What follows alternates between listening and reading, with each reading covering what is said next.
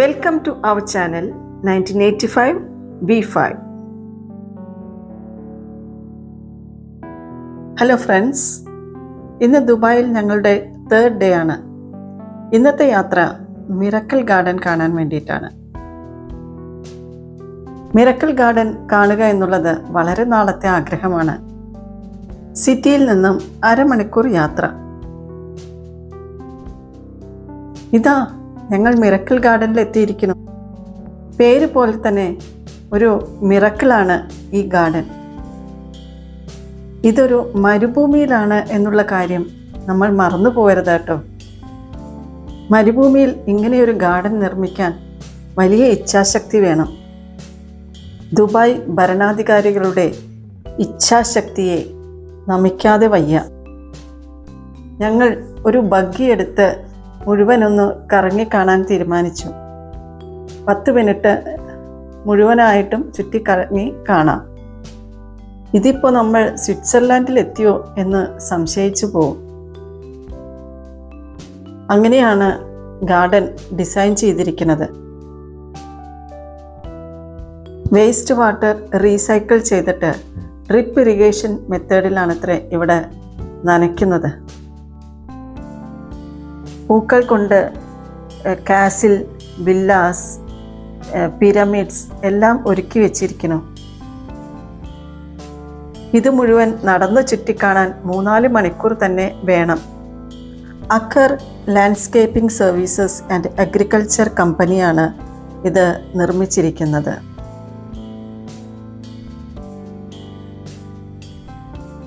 Miracle garden ലോകത്തിലെ തന്നെ ഏറ്റവും വലിയ വേർട്ടിക്കൽ ഗാർഡനാണ്. ധാരാളം സുവനീർ ഷോപ്സ് കണ്ടു. പിന്നെ ഐസ്ക്രീം, ചോക്ലേറ്റ്സ് എല്ലാ ഷോപ്സും ഉണ്ട്.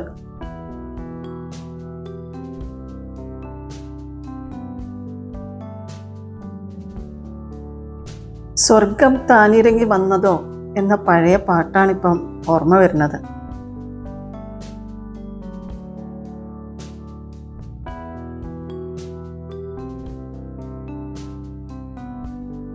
എയ്റോപ്ലെയിൻ്റെ രൂപത്തിൽ ഗാർഡൻ സെറ്റ് ചെയ്ത് വെച്ചിരിക്കുന്നു. എന്ത് മനോഹരമല്ലേ!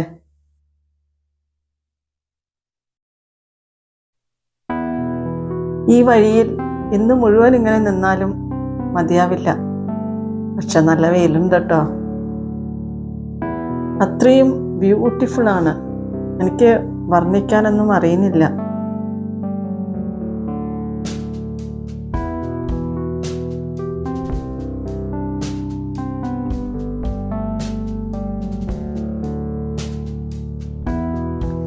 $72,000 സ്ക്വയർ മീറ്റേഴ്സാണ് ഇതിൻ്റെ ടോട്ടൽ ഏരിയ.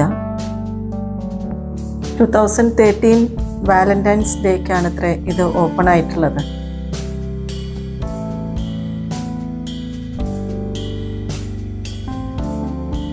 ലോകത്തിൻ്റെ പല ഭാഗത്തു നിന്നും ഇമ്പോർട്ട് ചെയ്തതാണ് ഇവിടുത്തെ ചെടികളെല്ലാം. ഓരോ വർഷവും പുതിയ തീമിലാണ് ഇത്രേ ഗാർഡൻ അറേഞ്ച് ചെയ്യുന്നത്. ഒക്ടോബർ മുതൽ മെയ് വരെയുള്ള മാസങ്ങളിലാണ് ഗാർഡൻ ഓപ്പൺ ആയിട്ടുള്ളത്. ബാക്കി സമയങ്ങളിൽ ക്ലോസ്ഡ് ആയിരിക്കും. ദുബായിൽ അല്പം ചൂട് കുറഞ്ഞ മാസങ്ങളിലാണ് ഇത് ഓപ്പൺ ആയിട്ടുള്ളൂ.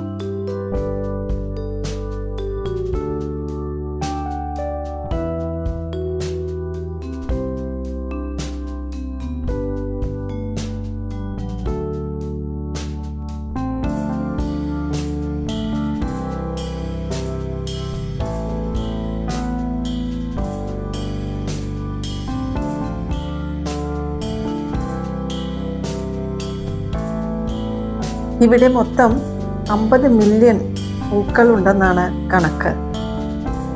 മിറക്കിൾ ഗാർഡൻ നിർമ്മിക്കുന്നതിന് 40 മില്യൺ UAE ദിർഹം ചെലവായിട്ടുണ്ടത്രേ. മിറക്കിൾ ഗാർഡന് 3 ഗിന്നസ് വേൾഡ് റെക്കോർഡ് ഉണ്ട്.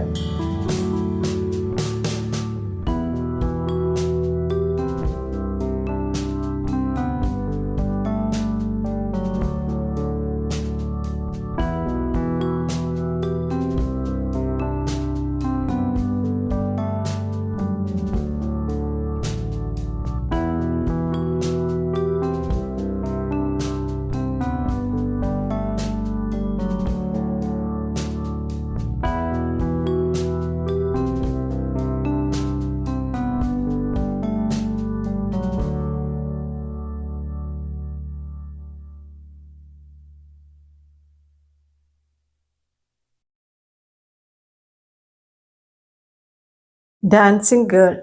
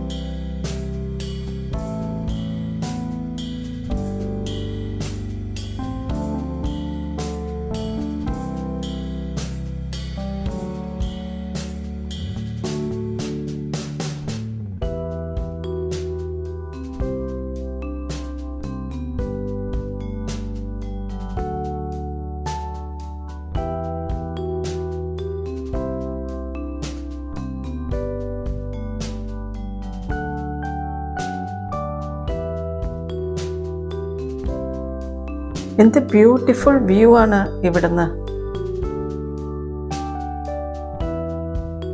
ഇവിടുന്ന് എത്ര ഫോട്ടോ എടുത്താലും മതിയാവില്ല ആർക്കും. ഞങ്ങളുടെ കൂടെയുള്ളവരെ ആരും ഇവിടെ ഇങ്ങനെ കാണുന്നില്ല. എല്ലാവരും പല ഭാഗത്ത് സ്കാറ്റേർഡ് ആയിട്ടാണ് ഉള്ളത്.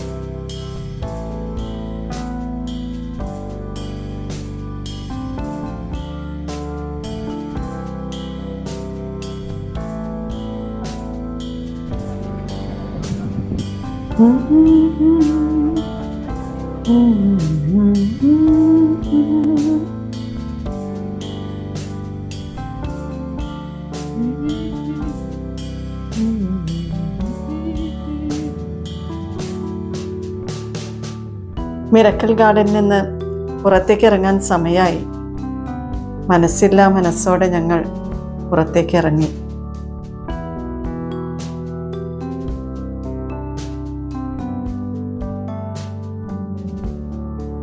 ഇനി ഞങ്ങളുടെ യാത്ര ദുബായ് ഫ്രെയിം കാണാനാണ്.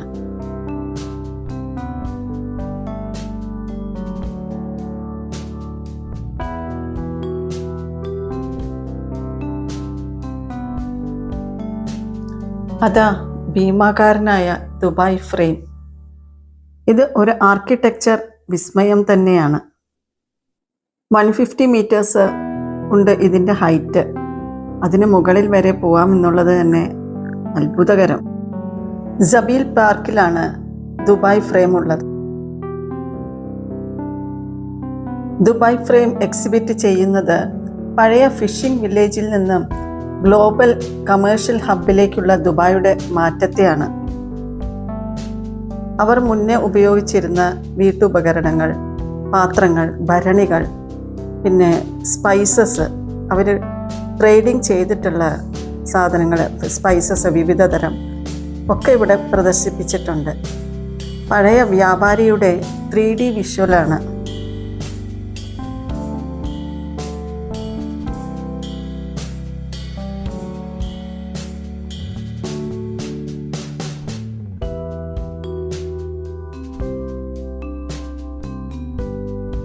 ഞങ്ങൾ മുകളിലേക്കുള്ള എലിവേറ്ററിൽ കയറി.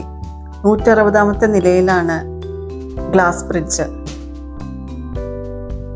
ഒബ്സർവേഷൻ ടവറിലെ ഗ്ലാസ് ബ്രിഡ്ജിൽ കൂടി നടക്കാൻ കഴിയുക എന്നുള്ളത് ഒരു വല്ലാത്ത അനുഭവം തന്നെയായിരുന്നു.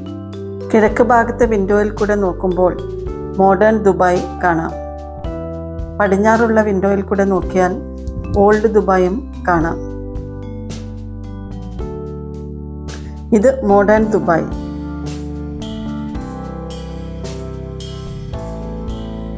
ഇങ്ങനെ രണ്ട് ഭാഗത്തും പഴയ ദുബായ്, പുതിയ ദുബായ് അങ്ങനെ കാണാൻ പറ്റുക എന്നുള്ളത് തന്നെ വളരെ അത്ഭുതം ആയിട്ടാണ് തോന്നുന്നത്.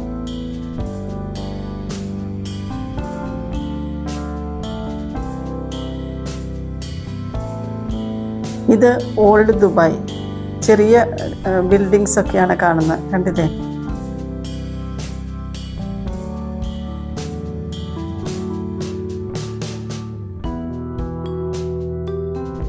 ബുർജ് ഖലീഫയുടെ മുകളിൽ നിന്ന് നോക്കുന്നതിനേക്കാൾ വ്യക്തതയുണ്ട്.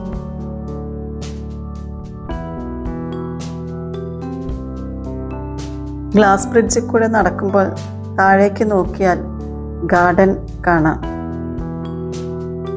ധൈര്യത്തോടെ നടന്നു കേട്ടോ. ഈ observation tower golden colour stainless steel കൊണ്ടാണ് ഇത്ര ഉണ്ടാക്കിയിരിക്കുന്നത്. ഭാവിയിൽ ദുബായ് എങ്ങനെയാണ് മാറാൻ പോകുന്നത് എന്ന് ഇവിടെ കാണിക്കുന്നു.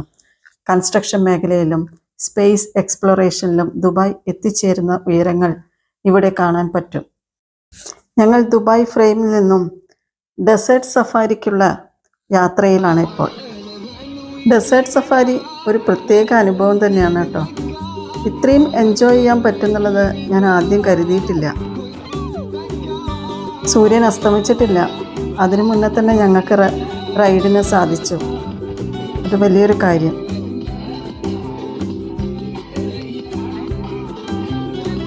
മരുഭൂമികൾക്ക് ഇത്രയും സൗന്ദര്യമുണ്ടെന്ന് ഇപ്പോഴാണ് മനസ്സിലായത്. എത്ര നേരം വേണമെങ്കിലും ആ മണൽക്കാറ്റ് ഏറ്റിട്ട് അവിടെ ഇങ്ങനെ നിൽക്കാൻ തോന്നും.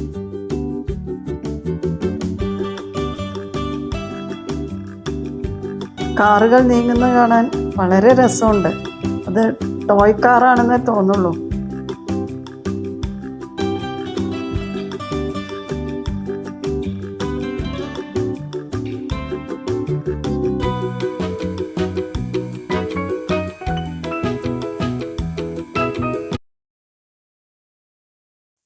ഇവിടെയാണ് ഞങ്ങൾക്ക് വേണ്ടിയിട്ട് എൻ്റർടൈൻമെൻറ്റ് പ്രോഗ്രാംസ് നടക്കുന്നത്. കൂടെ ബാർബിക്യൂ ഡിന്നറും ഉണ്ടാവും.